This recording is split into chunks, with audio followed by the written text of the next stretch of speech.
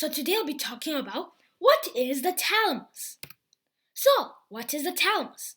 Well, the thalamus is a part of the brain and it's part of a system we call the limbic system, which regulates memory, emotions, and behavior. And the thalamus is in the center of the brain, and it's why it's called thalamus is because thalamus means inner chamber, and it's called inner chamber because it's in the center of the brain.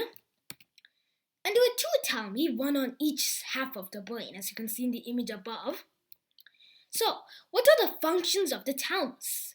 Well, the first and most important function is how it relays signals.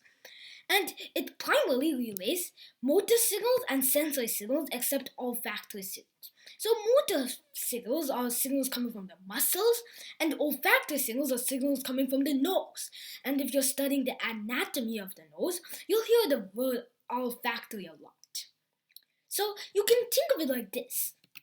You could say it's a postal service truck that's carrying the signal in the form of a message. And this postal service truck goes to the post office, which is the thalamus. So the thalamus will take this message and it'll read it and it'll say something like this. This signal comes from the eyes. Please send it to the occipital lobe of the brain for further processing of the signal. So the signal can come from any of the sensory organs except the nose. So eyes is one example, the ears is another example. So this signal particularly comes from the eyes, and it says please send it to the occipital lobe for further processing. So in the occipital lobe is where signals coming from the eyes, visual signals, are further processed. If it was a signal coming from the ears, it will be further processed at the temporal lobe. So the thalamus will take the signal and get it to the occipital lobe. So the next function of the thalamus is alertness and consciousness, the state of being awake. So now in the first slide, I said that the thalamus is part of the limbic system, which regulates emotions, memory, and behavior. But of all the functions I said, none of them have anything to do with emotion, memory, or behavior. So why is the thalamus part of the limbic system? Well, the thalamus helps the other parts of the limbic system do their job. So it doesn't have any special job, but it helps the other parts of the limbic system do their job. So it's fun fact time. And the fun fact is, have you ever fallen asleep while watching a TV show? Well, that is possible because your thalamus can filter out the signals from your ears and thereby allow you to sleep while the TV is playing. So, before we talk about the depths of the thalamus, let's just do a quick review of the nervous system. So this is a neuron, and this is the cell body, or sometimes called the soma. These are the dendrites, which are these branches going around the cell body. This is the axon, and it's like this line over here, and we have these small yellow circles over here, which are the myelin, and they make up the myelin sheet. And an axon with a myelin sheet is called a myelinated axon. So the myelinated axon makes up the white matter of the brain. The gray matter is the cell body and the dendrites. So let's now look at the thalamus. So the thalamus is made up of gray matter. And the part of the thalamus, which is called the internal medullary lamina, which goes around here, it's a bunch of fibers, is made up of white matter instead.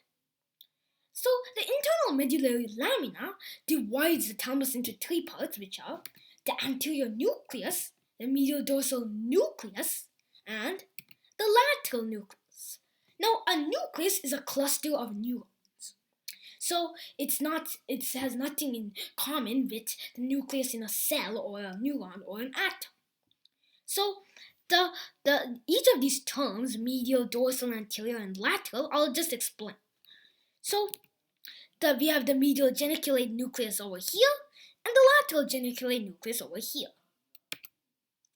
So the definition of lateral means related to the side. So anything on the side can be called the lateral part. Medial means in or near the middle. Dorsal means related to the back or a back view. Ventral means related to the front, and it's the total opposite of dorsal. Posterior means related to the back too, and it's very similar to dorsal. And anterior means related to the front, and it's very similar to ventral. So back to our thalamus. The lateral nucleus can be divided into more nuclei, which are the pulvinar nucleus. We have the lateral posterior nucleus. We have the lateral dorsal nucleus. We have the ventral anterior nucleus. We have the ventral lateral nucleus, the ventral posterior medial nucleus, and the ventral posterior lateral nucleus. So now it's fun fact time. And our fun fact is the thalamus is connected to more neurons than any other part of the brain. So now let's talk about the functions of the separate nuclei. So first we'll talk about the anterior nucleus. So the anterior nucleus is important for memory. So the anterior nucleus helps other parts of the limbic system do their job. The next part is the medial dorsal nucleus. It's important for emotional behavior. Our next part is the pulvinar nucleus, and it's important for visual attention. For example, if a box of cookies, if you like the look of cookies, then and someone takes a box of cookies next to you, your attention will be taken by the box of cookies. So you'll be looking at the box of cookies. The next part is the lateral posterior nucleus. It's important for visually guided behavior. So visually guided behavior is behavior that's guided by your vision. And mostly all behavior is guided by your vision. So the next part is the medial geniculate nucleus. And it's important for relaying visual signals. And as we said in the beginning of the video, the thalamus relays visual signals to the occipital lobe for further processing, and that's exactly what the medial geniculate nucleus does. The next part is the lateral geniculate nucleus, and instead of relaying visual signals, it relays auditory signals, which are signals that come from the ears, and it will get them to the temporal lobe for further processing. So in my opinion, I think the medial geniculate nucleus and the lateral geniculate nucleus are one of the most important parts of the thalamus. Then we have the lateral dorsal nucleus, which is important for spatial learning. And spatial means related to the environment. So spatial learning is basically learning your own environment. So if you live in a city, then learning the way from your house to the supermarket is an example of spatial learning. The next part is the ventral anterior nucleus, which is important for planning movements. So the ventral anterior nucleus and the ventral lateral nucleus are both connected to the basal ganglia, which is important for the motor functions. Motor means muscle. So the ventral anterior nucleus and the ventral lateral nucleus help the basal ganglia.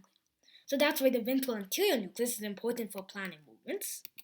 And the ventral lateral nucleus is also important for that. And sometimes it's also important for coordinating movements. Then we have the ventral posterior medial nucleus, which is important for relaying sensory signals. And it does almost all sensory signals, like the medial geniculate nucleus and the lateral geniculate nucleus. And except it sometimes focuses more on the other ones other than visual and auditory.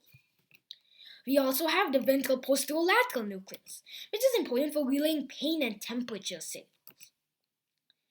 So, those are the functions of the separate nuclei of the thalamus. Thank you for watching, and I hope you enjoyed the video, and you can watch my hippocampus video over here and my amygdala video over here.